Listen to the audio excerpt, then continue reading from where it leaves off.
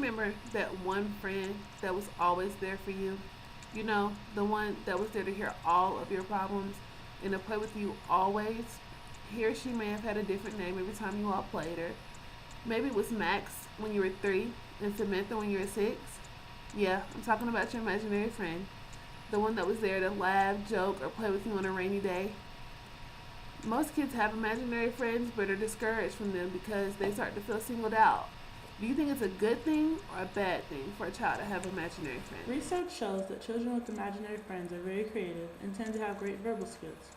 Also, by a kid being the only child, creating imaginary can help them to cope with being lonely without having a sibling.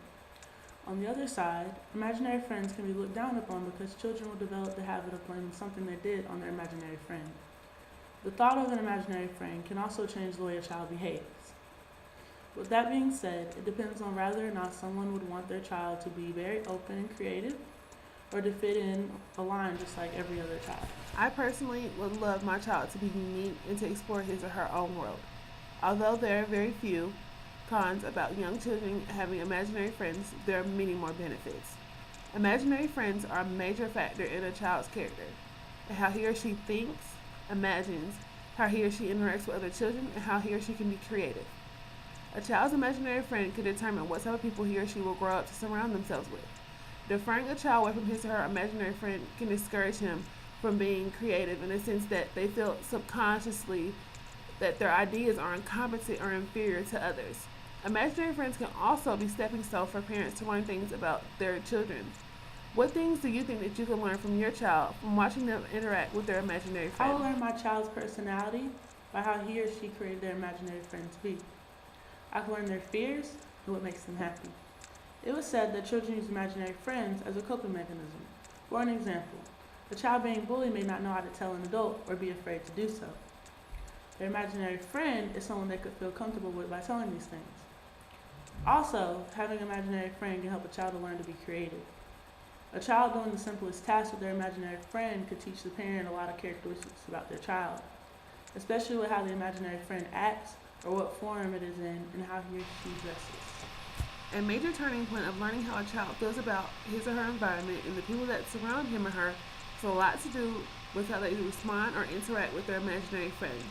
A child will be more willing to talk to his or her imaginary friend because the imaginary friend will be as judgmental as an actual person the child is talking to. The child will have the confidence in their imaginary friend that he or she won't tell the child's secrets or the inner thoughts and feelings. Children focus so much on the world that they have just created and also the people that they just created that they are not even noticing or focusing that an actual person in the room with them.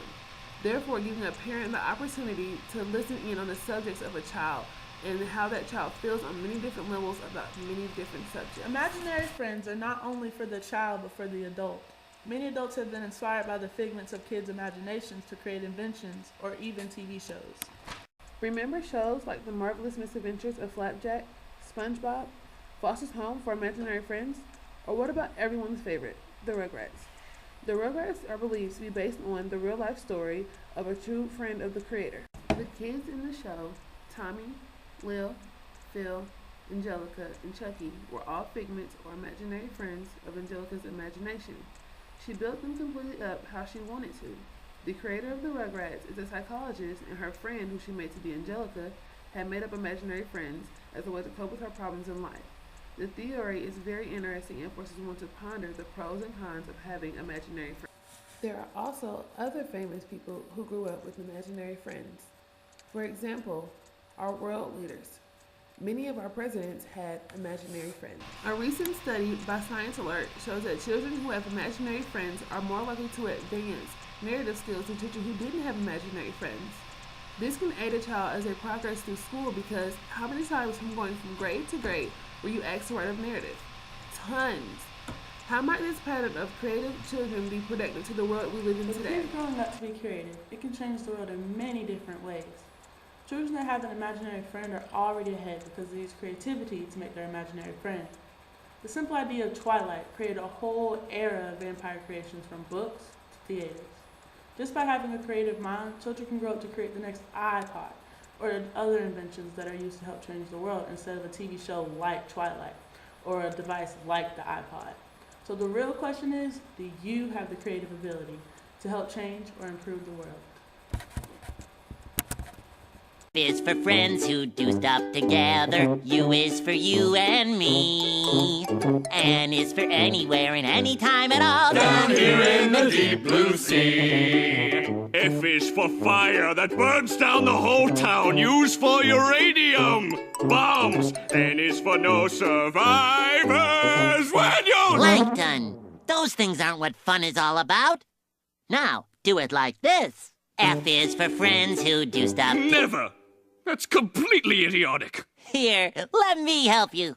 F is for friends who do stuff together. U is for you and me. Try it! N is for anywhere and anytime at all. Down here in the deep blue sea. Wait, I don't understand this. I feel all tingly inside. Should we stop? No, that's how you're supposed to feel. Well, I like it. Let's do it again! Okay.